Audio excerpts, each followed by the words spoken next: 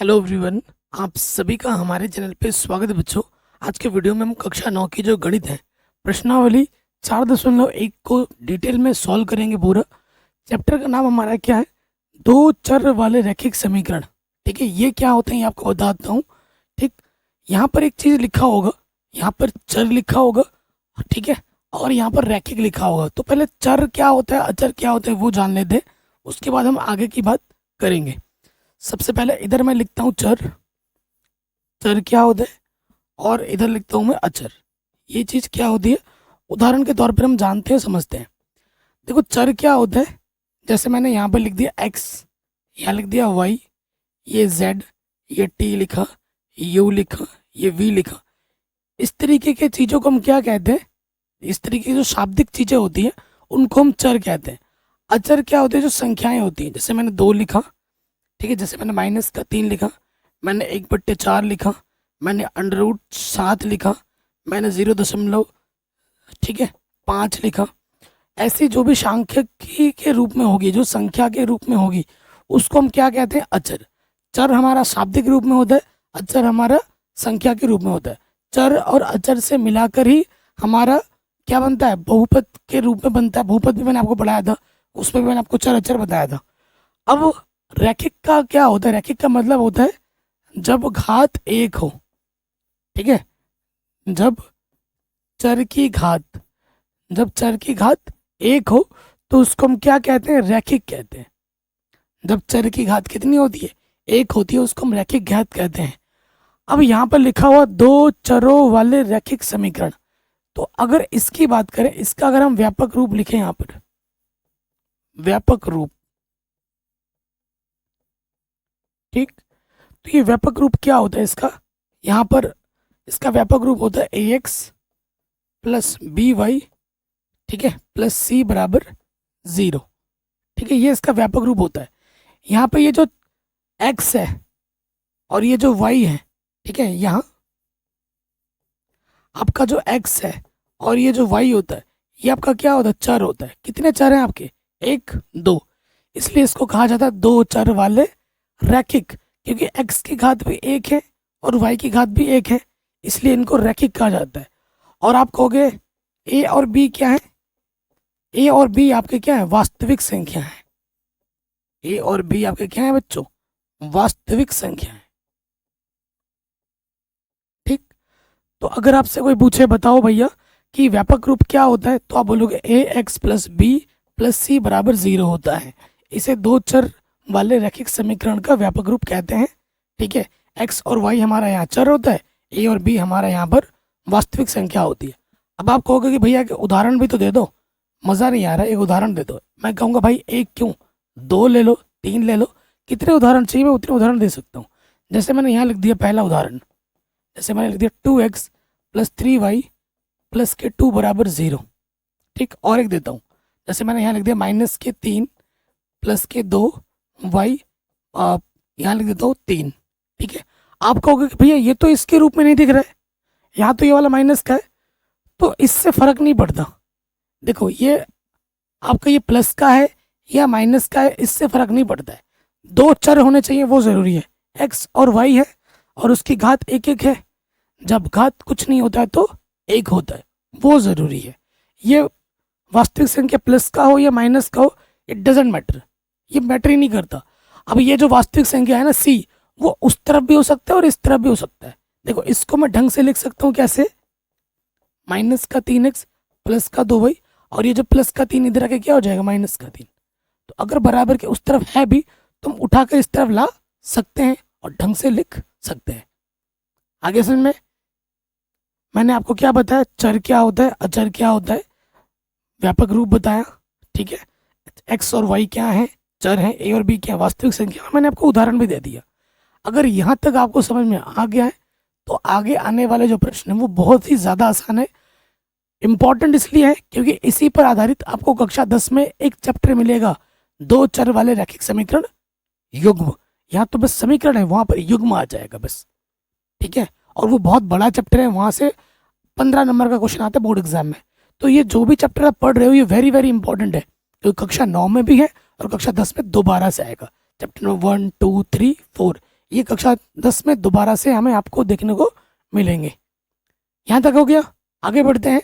यहाँ पर प्रकाश का कुछ रिफ्लेक्शन आ रहा होगा क्योंकि नीचे लाइट्स वगैरह लगी पड़ी हैं, तो इस चीज़ को थोड़ा इग्नोर करना, ठीक है। चलिए आगे बढ़ते हैं। बाकी मैंने सब कुछ पढ़ा रखा है, विज्ञान वगैरह, जिसकी लिंक्स मिलेगी आपको डिस्क्रिप्शन पे। अब आते हैं हम कक्षा 9 की गणित प्रश्नावली 4.1 न्यू एनसीईआरटी। क्या है? एक नोटबुक की कीमत एक कलम की कीमत से दोगुनी है। हमारे पास एक नोटबुक है, ये हमारी एक नोटबुक है और ये हमारी पेन है, ठीक है, ये हमारी पेन है। कह रहे हैं एक नोटबुक की कीमत एक कलम की कीमत से दोगुनी है। इस कथन को निरूपित करने के लिए दो चरों वाले एक रैखिक समीकरण युग्म लिखिए। देखो यहाँ संकेत लिखा हुआ है कि नोटबुक की कीमत x मानो और कलम की कीमत y मानो। कभी भी संकेत आपके क्वेश्चन में ना लिखा हुआ नहीं आएगा। जब आप पेपर दोगे, पेपर में कभी भी संकेत नहीं आता है, तो ये मत सोचना, अपने दिमाग को ये मत समझाना कि आपको हमेशा संकेत मिलेगा, कभी नहीं मिलेगा। यहाँ तो एनसीईआरटी में लिखा हुआ आ रहा है, आपके एग्जाम में कभी भी संकेत नहीं आता है, तो दिमाग को उस चीज़ की लत नहीं लगानी है, ठीक।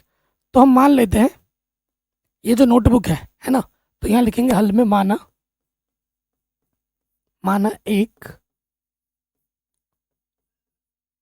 नोटबुक का मूल्य कितना है? x रुपए है, ठीक है। उसके बाद तथा एक नोटबुक के बाद क्या है हमारे पास? पेन है ना, कलम, एक कलम का मूल्य हमने क्या मान लिया? y रुपए, ठीक है। अब हम आ जाते हैं प्रश्नानुसार।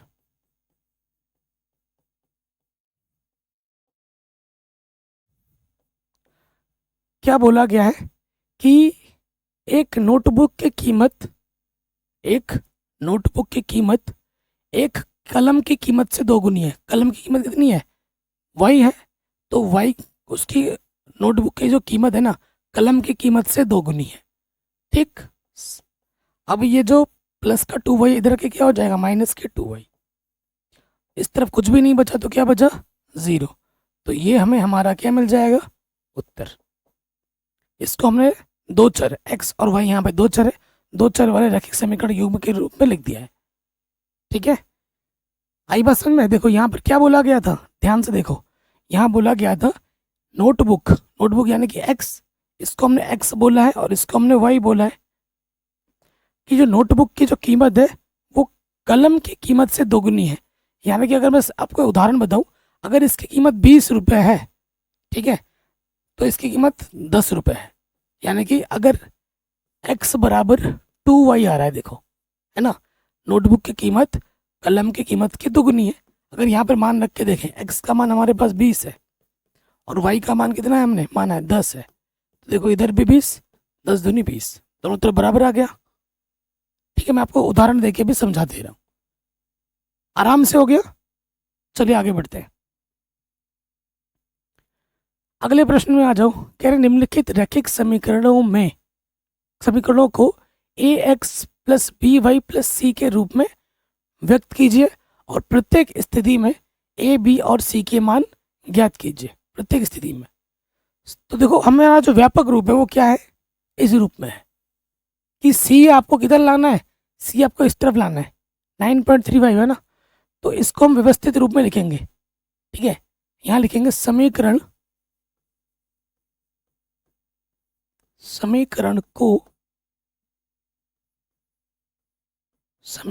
को व्यवस्थित रूप में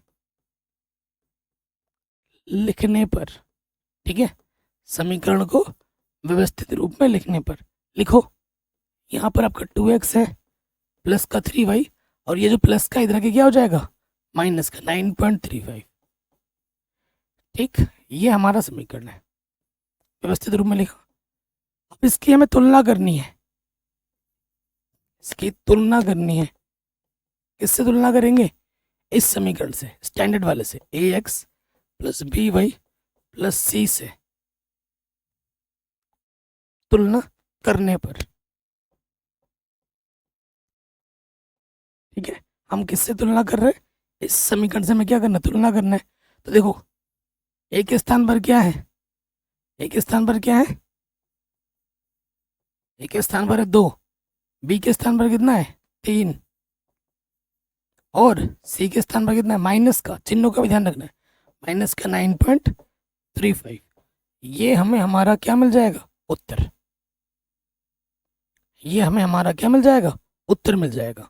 कोई डाउट, कोई दिक्कत नहीं होगी। नेक्स्ट क्वेश्चन पे आ जाओ। देखो ये समीकरण ऑलरेडी हमें दे रखा है, ठीक है, इसकी तुलना कर दो। किससे करेंगे? इसकी तुलना कर देंगे A X plus B Y plus C बराबर 0 से करने पर। ठीक है, तुलना करते हैं। देखो इससे इसकी तुलना करनी है। देखो x का गुणज कुछ नहीं होता, तो उसको हम गुणे में एक लिख सकते हैं, गुणे में हम एक लिख सकते हैं। तो a के स्थान पर यहाँ कितना है? 1, b के स्थान पर यहाँ पर देखो y का गुणज कुछ नहीं है, तो 1/5 है माइनस का, 1/5, और c के स्थान पर क्या है यहाँ पर? माइनस के 10। शानदार क्वेश्चन था। ये जो दूसरा वाला पार्ट है वो ज़्यादा इंपॉर्टेंट था पहले वाले से भी। ठीक है जी, आराम से बन गया, कोई दिक्कत नहीं है। फिर देखिए इसको पहले आप ढंग से लिख लेंगे, माइनस का 2x प्लस का 3y, और ये जो प्लस का 6 इधर के क्या हो जाएगा? माइनस का 6। ठीक, समीकरण 1 है, इसकी तुलना किससे कर देंगे? A X plus B Y plus C बराबर 0 से करने पर।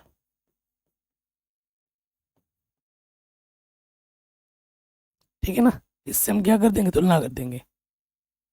तुलना करो। अब देखो ए की जगह पे क्या दे रखा है? माइनस का 2, बी की जगह पे क्या दे रखा है? प्लस का 3, और सी की जगह पे क्या दे रखा है? माइनस का 6। ये हमें हमारे ए बी सी आराम से मिल गए। इतना आसान है कि नहीं? कोई डाउट, कोई दिक्कत, कोई परेशानी बताइए भाई साहब। हो रहा है क्या?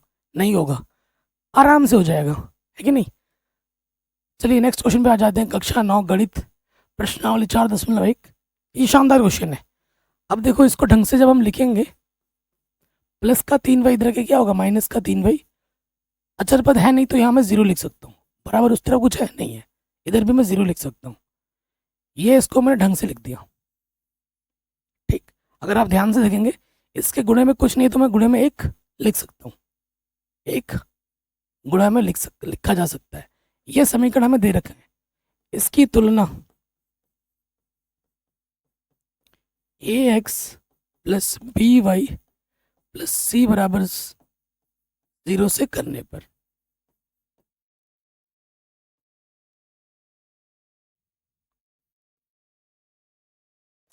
करो तुलना। तो यहाँ देखेंगे हम एक स्थान पर x का गुणज क्या है? 1 है, जब कुछ नहीं होता तो 1 होता है। यहाँ पर क्या y का गुणज? माइनस का 3 है, और अचर पद कितना हमारा? कुछ नहीं तो 0 है। तो ये हमें हमारे ए बी सी आराम से मिल गए।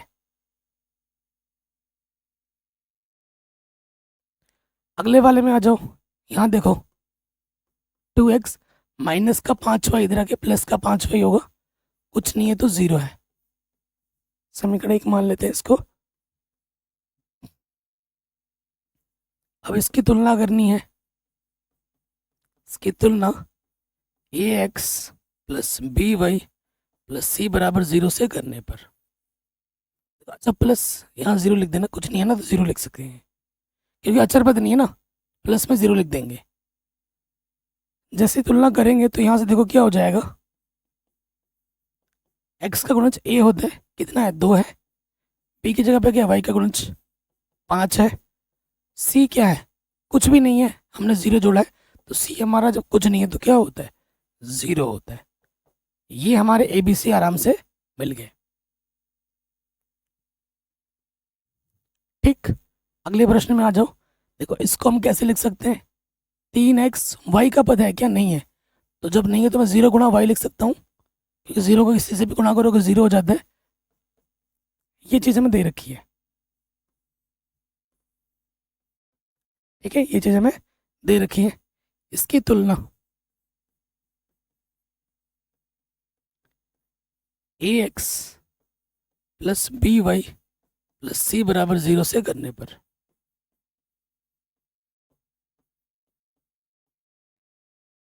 ठीक करेंगे तो क्या हो जाएगा, देखो भाई, इससे ए के स्थान पर क्या है, एक्स का गुणज 3 है, बी के स्थान पर क्या है, वाई का गुणज 0, और सी अचर पद हमारा कितना है, 2 है। तो ये हमें हमारा क्या मिल गया, उत्तर। ठीक है जी, बड़ा आसान है। नेक्स्ट देखो, एक्स इधर है ही नहीं, जब एक्स नहीं है तो मैं लिख सकता हूँ 0 गुणा एक्स प्लस वाई, वाई का गुणज कुछ नहीं तो गुणे में एक लिख सकता हूँ माइनस के 2 बराबर 0। ठीक, ये हमें दे रखा है। इसकी तुलना A X plus B Y plus C बराबर 0 से करने पर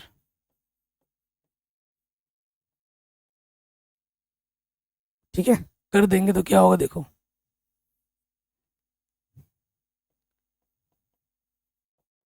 एक एक्स का गुणज कितना है 0, बी वाई का गुणज कुछ नहीं है 2, 1 है, और अचर पद क्या है हमारे पास, सी माइनस के 2। ठीक है, जो संख्या होती है खाली उसको हम अचर पद कहते हैं, माइनस का 2 आ जाएगा सी। सेम चीज है, देखो प्लस का 2 है, इधर आके क्या हो जाएगा, माइनस के 2x, वाई का पद है नहीं है तो लिख सकता हूँ 0 गुणा वाई। ठीक, और यहाँ पर क्या, प्लस के 5, उस तरफ कुछ भी नहीं है तो 0। ठीक है, ये चीज हमको दे रखी है।